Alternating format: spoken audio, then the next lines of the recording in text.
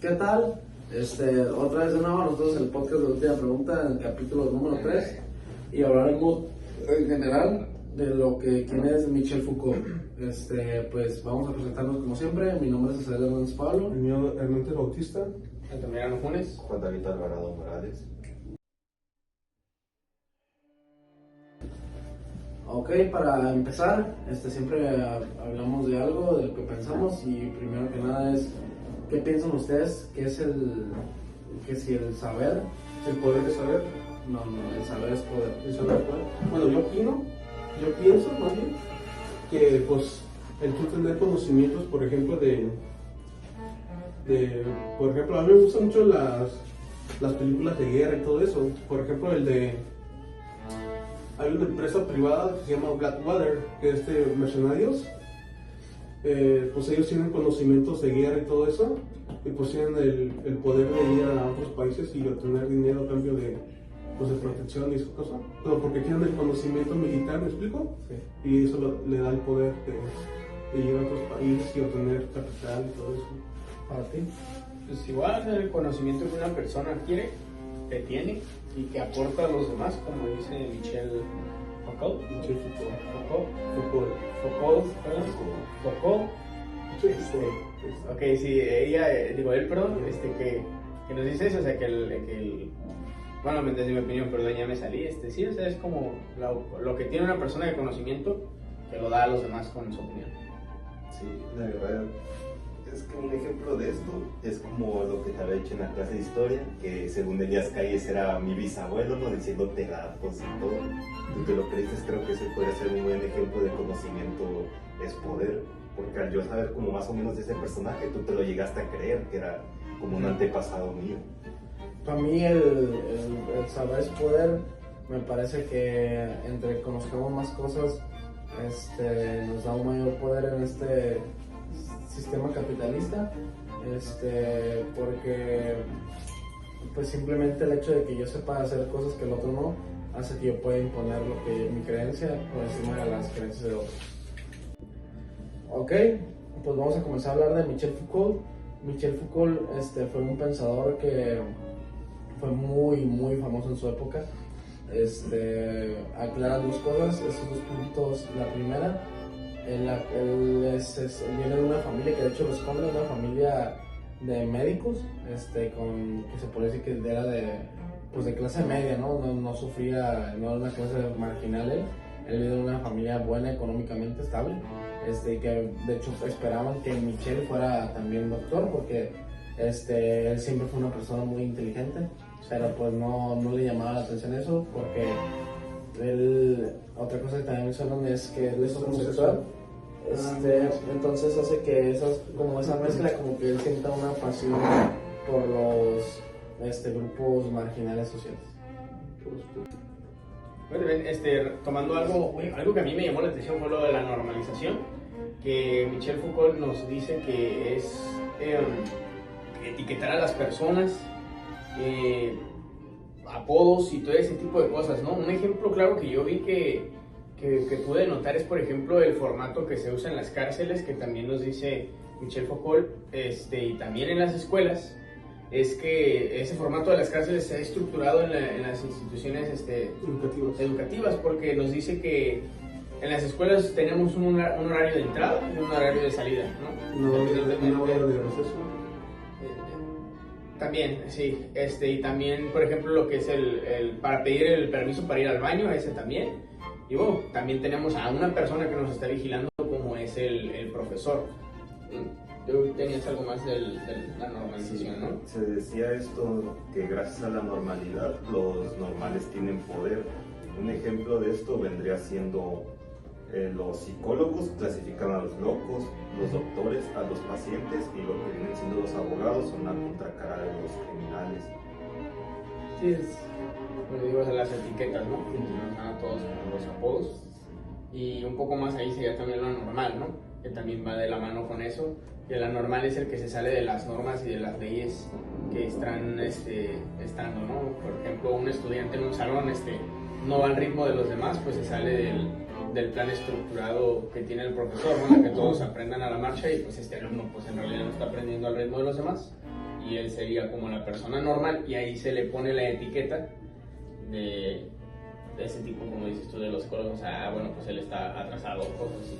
Y lo que vendría siendo normal como tal es lo que la sociedad acepta, y lo normal es lo que está Lo normal fuera de cambia, esas normas. lo normal cambia con el tiempo, porque cuando es lo mismo, por ejemplo, en la Edad Media colgaban a la gente por robar, pues eso ya no es normal ahorita, ¿no? Ajá, eso es como que eso está mal visto. Entonces al final del día, sí, creo que es algo que siempre, creo que mencionamos hasta en la temporada pasada, es este paradigma, que al final lo normal, aceptado es lo que en conjunto de esa sociedad en ese tiempo miraban como que estamos de acuerdo que todos esto es lo normal, que es en lo que se basa también la ética y la moral. Entonces, que es lo normal. Entonces, como hay algo normal, algo que está aceptado, quiere decir que hay algo normal. Entonces decimos, ok, esto que estoy viendo para mí no es correcto, es lo normal, por lo tanto, como hay algo normal, obligatoriamente tiene que haber algo normal. Por lo normal, lo que la mayoría, o sea, por ejemplo, pues sí, lo que ¿cómo se dice?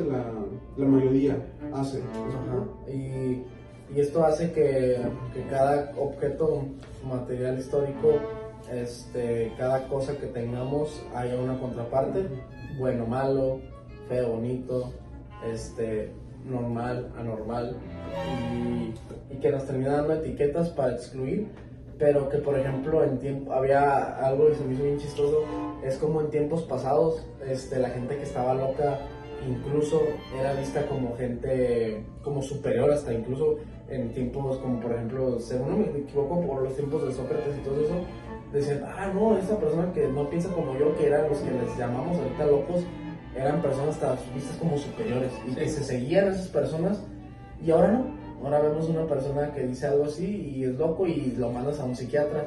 Antes a los asesinos, incluso se miraba como los que eran caballeros, los que eran samuráis, mataban a la gente para tener poder y eran aplaudidos y alabados. Sí.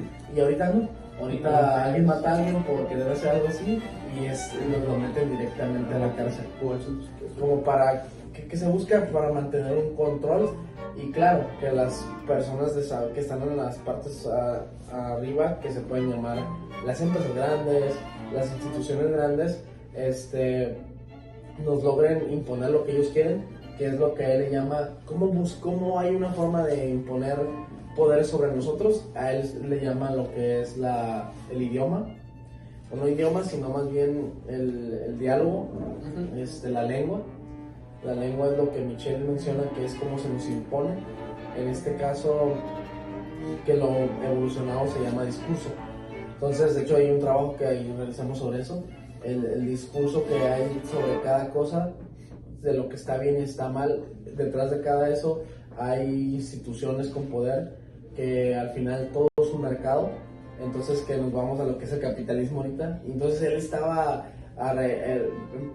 viendo cómo todo es, detrás de todo está el capitalismo y su discurso de que debemos de ser así, y cómo lo que mencionan está bien. Por ejemplo, un objeto que menciona el capitalismo que está bien es tener un carro, que hasta nos menciona de hecho la profesora, ¿por qué no buscamos tener un tren eficiente, un transporte? La neta, yo quisiera tener un carro porque quisiera tener privacidad, la neta. Ajá, como nos ven esta idea de que tienes poder por tener tu privacidad, porque te puedes mover a donde tú quieres, pero al final del día hasta lo hace más difícil porque hay mucho tráfico. De hecho, estos países luego tienen mucho tráfico, sí. y eso hace que sea más, que realmente no existe esta libertad, pero nos venden este discurso de la libertad, estos enunciados, estos objetos, y cómo estos objetos tienen, el nombre de estos objetos tienen un poder en la sociedad. Y que es lo que nos menciona Michel, por ejemplo, habla mucho Michel de las cárceles, cómo la cárcel se impone, te meten y en la cárcel puedes hacer lo que tú quieras. O sea, ¿qué hacen? Tampoco en todos lados, por ejemplo, pues en Estados Unidos sí hay control, o por ejemplo en Latinoamérica, pues sí hacen lo que tú quieras. Pues sí, pero pues realmente también en Estados Unidos a los que no son los que son los que a lo mejor eran muy peligrosos, a lo mejor se los tienen bien encubiertos. Ajá, pero los que son como empresarios que van a la cárcel, pues que tienen cierto privilegio dentro de la cárcel. O sea, no los matan a la misma cárcel que de un criminal loco. ¿Me explico? Sí, ¿por qué? Porque simplemente a lo mejor ya no seguía esta normatividad de lo normal. Incluso ahí se clasifican, ¿no?, entre los normales y los anormales. O sea, dentro de esa clasificación, como viene siendo los prisioneros y los guardias, ahí están clasificados entre normales y anormales. Sí. Pero dentro, entre los prisioneros, hay otra clasificación entre ellos, entre anormales y anormales. Sí. Y algo sobre esto también viene siendo que estas dos palabras vienen siendo muy ambiguas, como habías mencionado antes, ya que un ejemplo de esto vendría siendo, en la antigua Grecia estaba Diógenes, que era un loquito, ¿no?, de la plaza que se la pasaba. Sí. Un ejemplo, una de sus historias narra que orinaba gente ahorita, y más o menos como que estaba normalizado, ¿no?, porque siempre lo veían y todo. Imagínate ahorita cómo verían a alguien que empezaba a orinar gente en la calle. Sí. Entonces, pues más que nada eso, pues sí, realmente esto es lo que Michel mencionaba. Él fue una persona que siempre estaba en luchas de clases sociales y que nos enseña, o que más bien nos dice que observemos las cosas que hacemos. El hecho de tener una familia es algo que menciona también la profe, y que cómo se nos impone el que una familia, te tienes que casar, tienes que tener tu casa, tienes que tener tu carro y tienes que tener tus hijos. Y que si ves a una persona que dice, no, ¿sabes qué? Yo no me quiero casar, yo no quiero tener hijos, no quiero tener casa, y me quiero ir al monte a vivir, o quiero irme al bosque a vivir y ahí alimentarme de los peces o de los animales del bosque. Sí. Lo ves de hecho hay una película de eso, no sé si la han visto, es como Viaje Salvaje o algo así, no recuerdo muy bien, de un estudiante de Harvard que pues, no quiso una vida normal, sistematizado, que es normal, o sea, de un trabajo y todo eso, que se fue a vivir al bosque como un nómada, pues. ¿Te explico? Sí. Y pues entonces, ¿qué es lo que catalogan como una persona loquita? Está loco, entonces ya lo quieren mandar a un psicólogo y todo, pero ¿por qué? Simplemente por el hecho de que no sigue, ser libre, ¿no? Ajá, de no seguir estas normas que te definen como normal, esto es lo que se debe de hacer, esto es como debes de vivir, y que se nos imponen en el día a día en absolutamente casi todo, hasta cuando vestimos. Como por ejemplo, una mamá muy controladora que dice casi. Ajá, de hecho, hablando de eso, menciona esos poderes, que siempre hay micropoderes, incluso en todo. En la casa, el papá o la mamá. La mamá casi siempre es la que manda. Ajá, es el que tiene el poder. En las empresas tiene que haber un patrón. En las escuelas tiene que haber un director. En hospitales en el tiene que haber ejército un general. Un general en el ejército. En el ejército que un general. Entonces siempre nos imponen como que nosotros debemos de seguir lo que esas personas imponen, y que al final esas personas también son parte de este mercado, y que dicen, ¿sabes qué? Quiero ser general, y haces todo para ser un general, ¿no? Y se supone que nos dicen que tenemos que aprender de esas personas, ¿me explico? Ajá, y que es donde menciona el saber es poder. El hecho de saber esto nos da poder, el poder de, a lo mejor no ser libres, porque el término ser libre es muy complicado, pero ¿por qué? Porque la libertad siempre nos... Ok, pues se nos apagó el teléfono. Sí, pues como mencionábamos, el saber es poder, y tener esto en cuenta nos decía Michelle, ¿para qué? Para que nos demos cuenta cómo detrás de cada discurso, de cada cosa que hacemos, hay un mercado que nos quiere controlar, y que nos controla más bien. Entonces hay que ser observadores, y que dejemos, como ahora sí que lo que entendamos, dejemos de pensar en que las cosas que se nos imponen, con que esto está bien y eso está bien, creemos que no. Y hay cosas que, aunque nos dicen que estén mal, es lo que nosotros creemos que está bien, y eso es lo que importa. Por lo que vamos a la última pregunta, que es, ¿qué cosas en las que hacen en su vida consideran ustedes que están impuestas por este discurso de parte del mercado capitalista? ¿Qué cosas creen ustedes que se nos imponen? Sería todo. Muchas gracias.